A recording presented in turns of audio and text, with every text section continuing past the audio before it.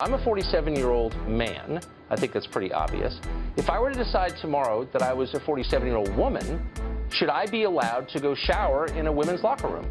Restrictions on terms like mum, dad, boyfriend, girlfriend are also part of a push to curb the dropout and suicide rates of LGBTQI plus young people. Among certain young people, and this is accelerated by social media, there is this sense sometimes of the way of me making change is to be as judgmental as possible about other people. You're teaching children to hate others because of their skin color, and you're forcing them to lie about other kids' gender. Due to the increase in sensitivity of millennials and Gen Z, we see the rise of cancel culture on a global scale. This has led to arguments of not allowing people to use the word mother, father, and students' birth names in universities and schools, as it is seen as an offensive term to the LGBTQ+ community. The vilification of many Disney classics like Sleeping Beauty and Peter Pan due to accusations of racist and sexist depictions in these films and books. The changing of company names and brands due to racist implications such as Redskins and Coonchies, and many more we see in the news media every day. As a result of the uncontrollable rise of sensitivity and cancel culture, it is vital for young minds to be equipped with wisdom to be able to navigate in these confusing times. And this is why the topic of the right speech this year is: to what extent is the victim mentality responsible for the hypersensitive culture that has allowed the Millennial Generation and Gen Z to accentuate in them, increase egocentricity? A victimized mindset is the equivalent of being selfish. We ignore the consequences of our speech and action, and this has resulted in many books and films being cancelled. Individuals with victimized mindsets have protested against the idea of racism embedded in children's books. Dr. Seuss's titles have been cancelled because of unintentional racist depictions. So, people with victimized mindsets spoke out about these books with their ill will opinions and in demand for egocentric attention by seizing numerous publications. And these people would have think that they're helping everyone by getting rid of what they believe is bad in the society, though when really they weren't and were just creating more problems. So, by getting rid of these films and books, it only hinders one of the greatest gifts, education. Many Disney classics like Sleeping Beauty have also been vilified. Many people have attacked it for being sexist. Victimized individuals convey their opinions but neglect establishments from the past.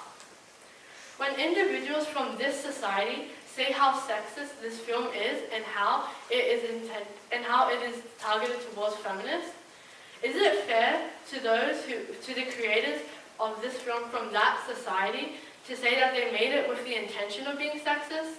No, it isn't. So, when individuals with a victim mindset approach past creations with the intent of cancelling it, they are removing marks of history. So in other words, they are saying that the past doesn't matter. And this is offensive to all those who are still alive from that generation, as we're saying their values don't matter. Another thing affected by egocentricity is not being able to use the words mother and father in schools and universities. This is because there are some people who don't identify as gender binaries find it offensive.